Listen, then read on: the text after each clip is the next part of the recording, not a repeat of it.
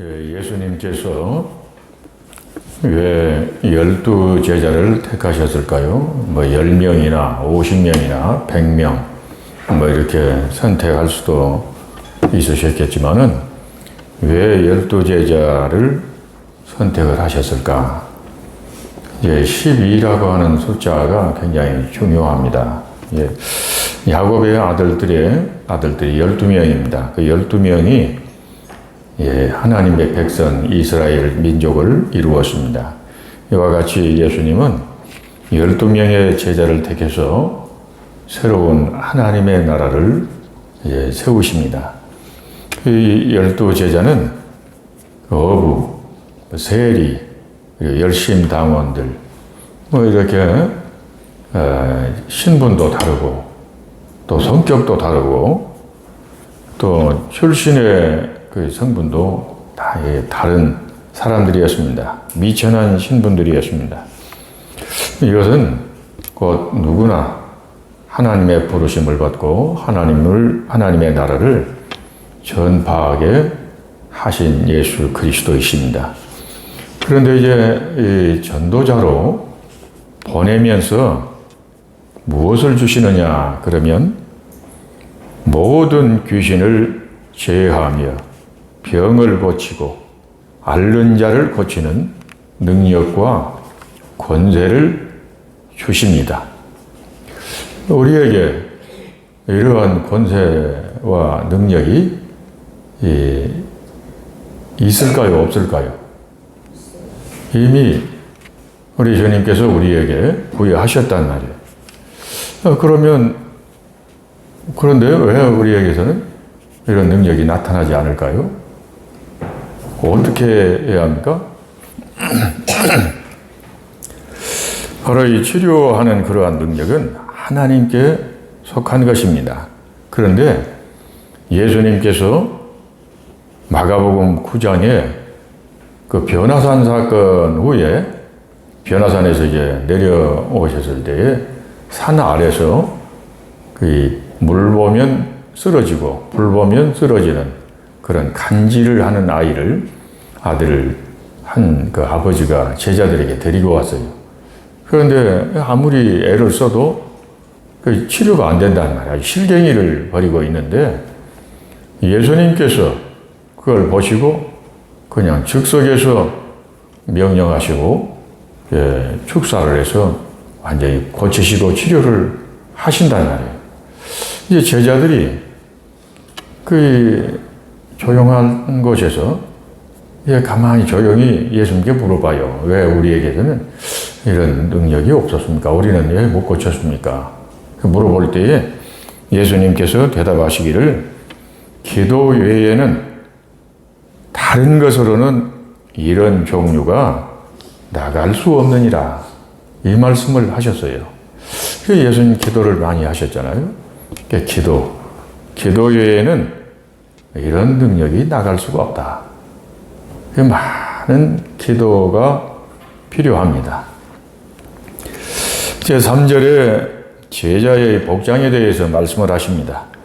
지팡이나 배낭이나 양식이나 돈이나 두벌옷을 가지지 말라. 왜 이런 말씀을 하셨을까요?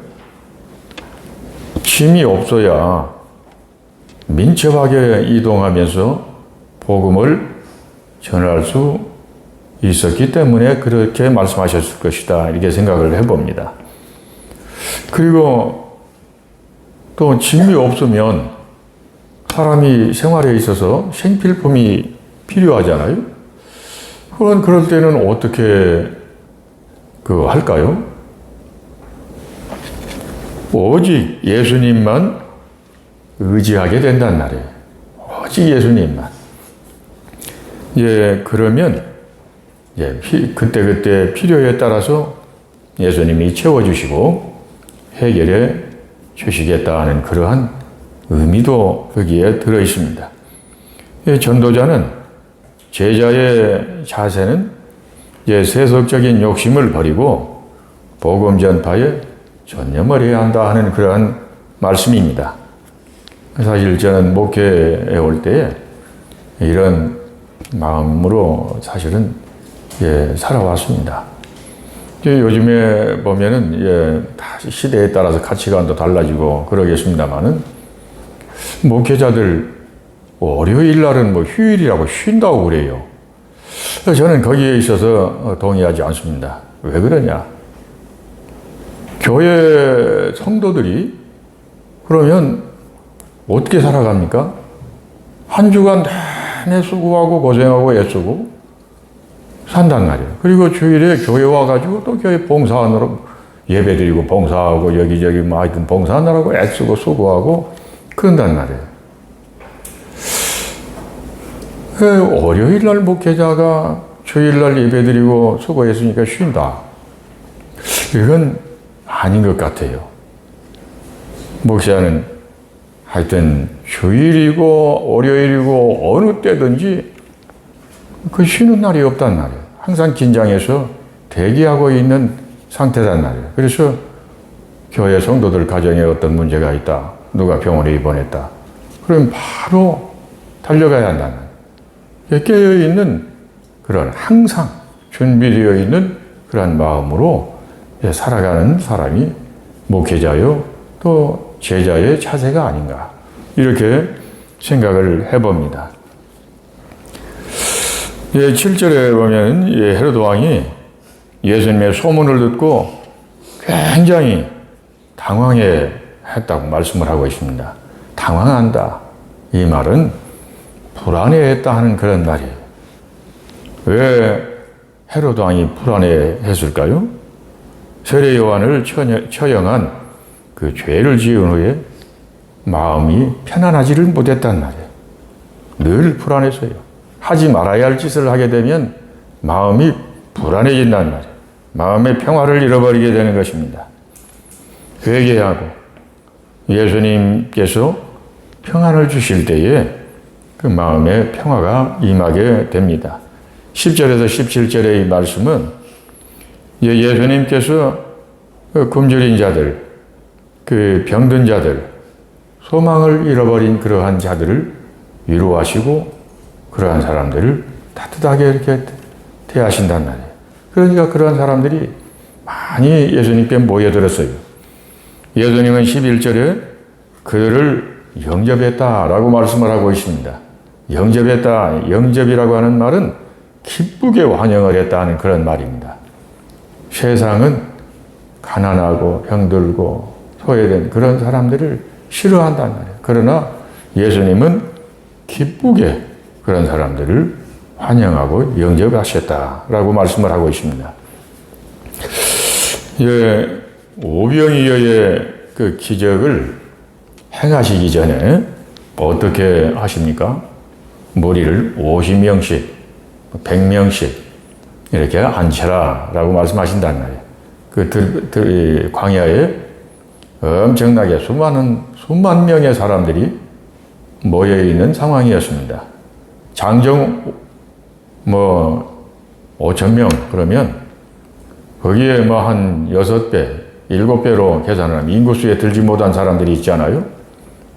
그런다면 한 2, 3만 명 정도가 그 광야에 모여 있었단 말이에요.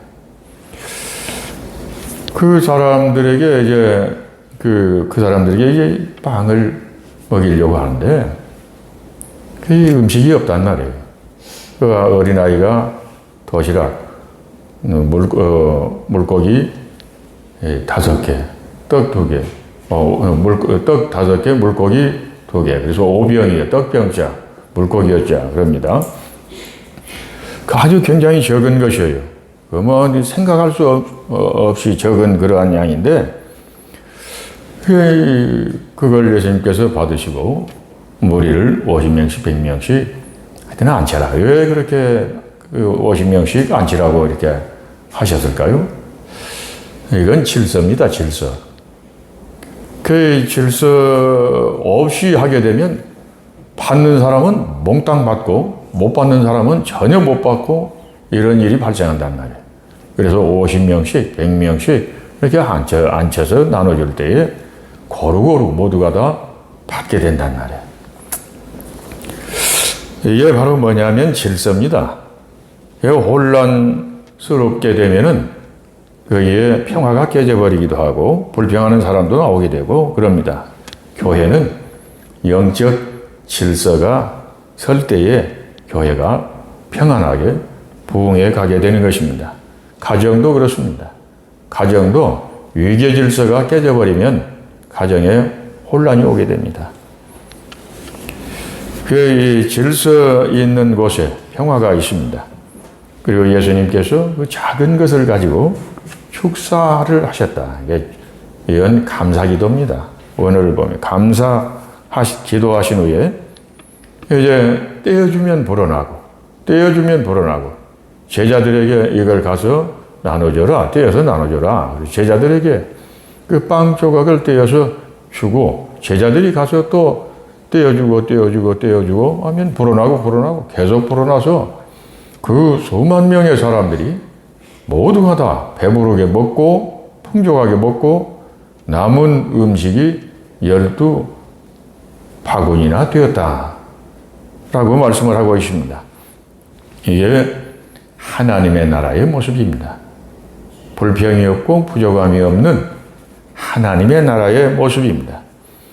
예수님은 요한복음 6장 35절에 내가 곧 생명의 떡이니 내게 오는 자는 결코 줄이지 아니할 터이요 라고 말씀을 하셨습니다.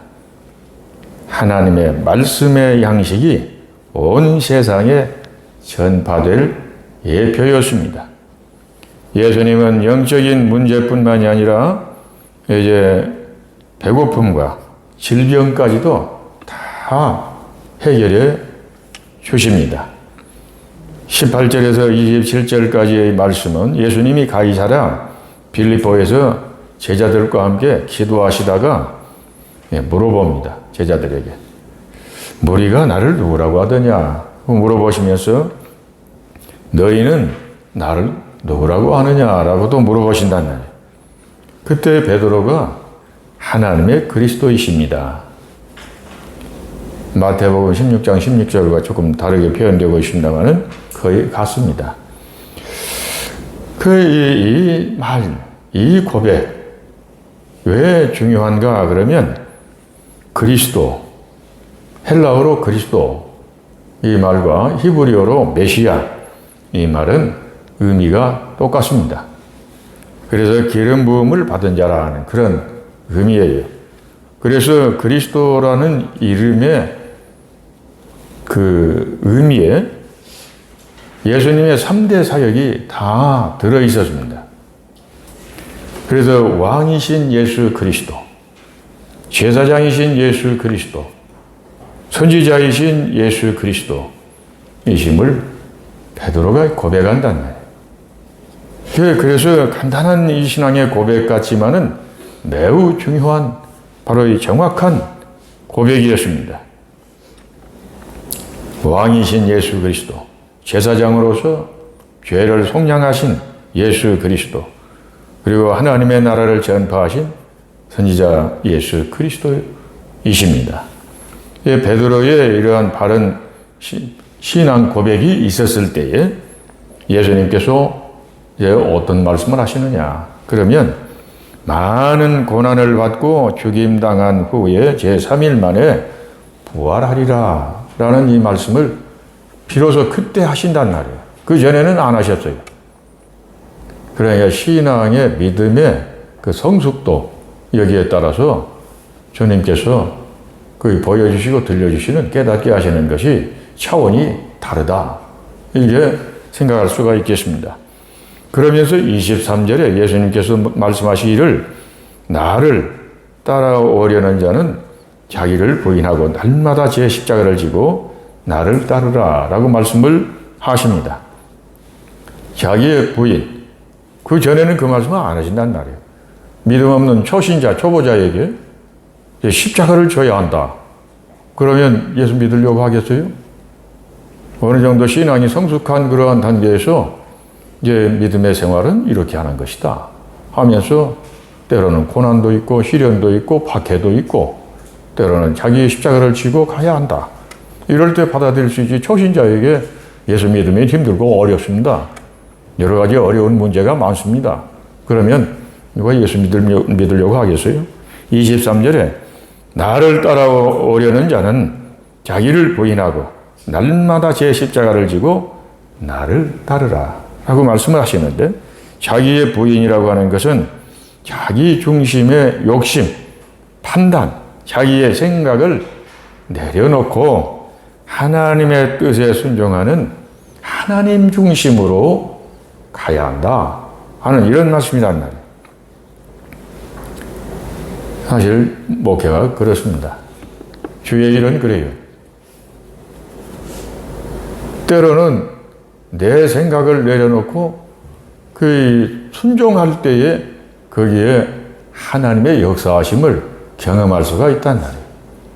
오늘 새벽에 교회에 이렇게 오면서 차 안에서 우리 이수긴 집사님이 간증을 하신 그러한 말씀이 있었는데, 그 간증의 내용도 역시 그렇단 말이에요. 어려운 여건과 상황 속에서도 결단을 하고 소원하고, 그리고 그 소원한 것을 이제 지킬 때에 하나님께서 엄청나게 축복해 주시는 그러한 경험을 하게 된단 말이에요. 이게 인간의 계산과 다르단 말이에요.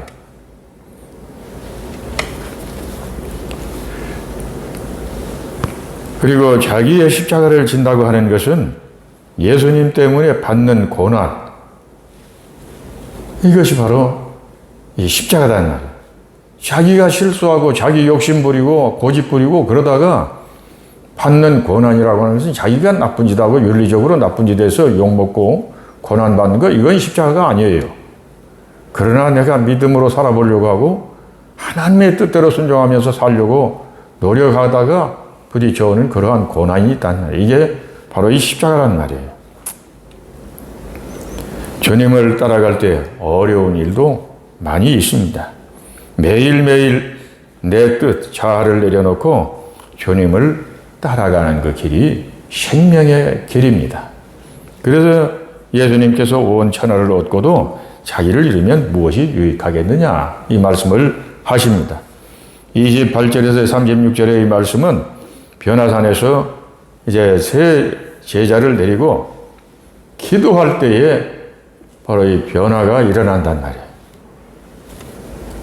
예수님은 중요한 일을 앞에 두고 기도를 하셨고, 수시로 기도하셨고, 새벽 기도하셨고, 철야 기도하셨고, 산 기도하셨고, 금식 기도하시고, 수시로 기도를 하셨어요.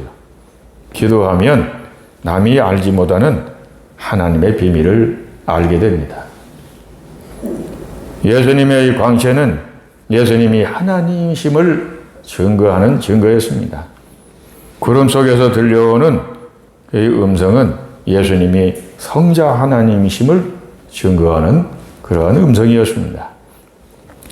그리고 변화산에서 모세와 엘리야의 그 대화하는 모습, 이것은 구약의 모든 율법과 예언의 성취자로 오신 예수 그리스도이심을 나타내고 있습니다. 31절의 변화산에서 이제 그 예수님, 그리고 모세, 엘리야, 이 세 분의 대화의 내용이 무엇이었느냐? 그러면 예수님의 별세였습니다. 별세. 예수님의 죽음에 대한 이제 내용이었는데, 곧 죽음과 부활과 승천의 내용이었단 말이에요. 별세를 헬라어로 이스토스라고 그럽니다. 그리고 영어로는 디파튜어라고 그래요. 출발한다, 떠난다, 그런 의미예요.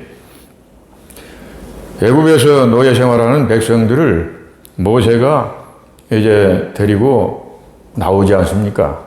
그래서 해방이 된다는 말이에요. 이와 같이 죄와 사망에 노예된 사람들을 예수님이 이제 그 죄의 사슬을 끊고 이제 해방해서 그 자유를 주신다고 하는 그런 내용이었다는 거예요. 대화의 내용이었습니다. 제자들은 변화산 광채에 도취가 되었을 때에 오직 예수 그리스도만 보였다라고 이제 증거하고 있습니다. 우리는 오직 예수 그리스도만 우리의 마음속에 충만하고 예수 그리스도만 보이는 우리의 삶이 이루어져야 되겠습니다. 기도하겠습니다.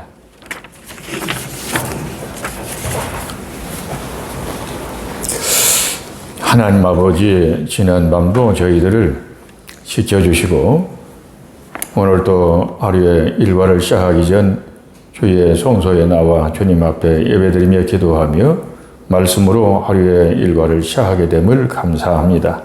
부족하고 허물 많은 저희를 택하시고 하나님의 자녀 삼으시고 그리고 저희에게 또한 권세와 권능을 주심을 감사합니다. 하나님 아버지, 그리고 저희들이 저희 생활 속에서 또한 교회 생활에서 영적인 위계 질서를 지켜가게 하시고 그리고 또한 작은 것 가지고 작은 일에도 범사에 늘 감사하는 삶을 살아가기를 원합니다.